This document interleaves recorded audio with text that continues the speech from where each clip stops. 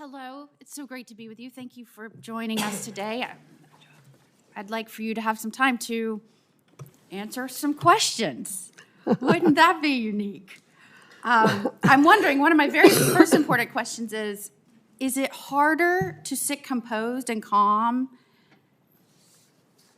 and focused among a bunch of WWE wrestlers, or is it harder to sit in this hearing with people popping up and yelling at you all the time? I can stay pretty composed and focused in either environment. As you know, the United States Department of Education provides more than $120 billion in grants, and much of that flows through to our public university systems. And the Higher Education Act makes a condition for higher education to receive a single dollar of that money, that higher education institution has to be accredited. Now, that's not by the Department of Education. That they have delegated that to a private entities of persons that aren't accountable to voters, aren't accountable to the president, and they decide who's accredited, which institution actually is eligible to get all that money. In Florida, we have had the experience that our post-secondary institutional accreditor, the Southern Association of Colleges and Schools Commission on Colleges, also known as SACS, has decided that it will threaten that accreditation, meaning threaten our federal funding, if we even suggest that maybe a former policy leader, lawmaker, conservative might go into leadership in a university. Or one of my dear friends, Senator Scott, former Governor Scott, had suggested that he was going to go on campus and speak about hazing. Seems pretty expected. As a parent, I would want that. And our accreditation was threatened. Even in North Carolina, when they wanted to institute a policy focused on, a program focused on ideological diversity, their accreditation was threatened. As Attorney General of Florida, I sued.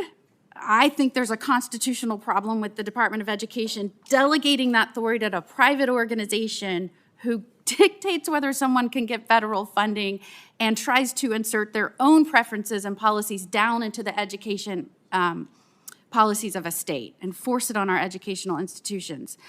So I wanted to talk to you a little bit about that today. I don't think it's just frustrated Florida. I think, yes, we were one of the first states to stand up and fight and go to court and try and stop that.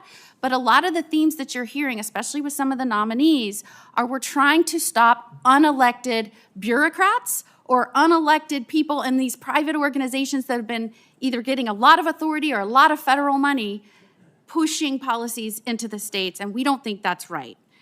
So I wanted to talk to you. Do you think that's right? No, I don't think that's right. And if you're confirmed, which I expect that you will be, and I hope that you are, I'm very impressed not only with your some of your educational participation in your own state, but your managerial experience. I think we need that right now. But will you commit to me that you will look into some of the regulations and guidance documents that relate to higher education institutions being able to change their accreditors?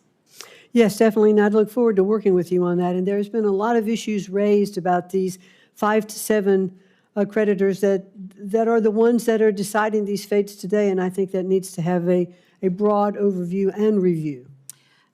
It may be that we have to look at the accreditation process, and as Congress, you might need to amend the Higher Education Act to make them more accountable.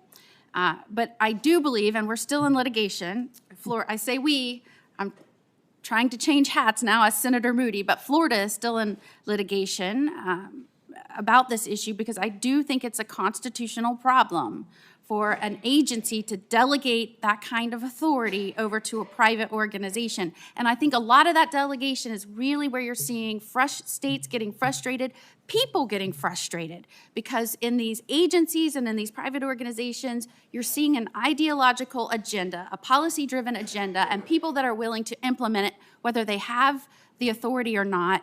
And I believe that is where you're seeing so much frustration and why you saw such an overwhelming expectation that this president change things. And I think you're going to help him do that. And I, for one, am looking forward to that. Thank you. Chairman. Thank you very much. Thank you, Senator Moody. Now it is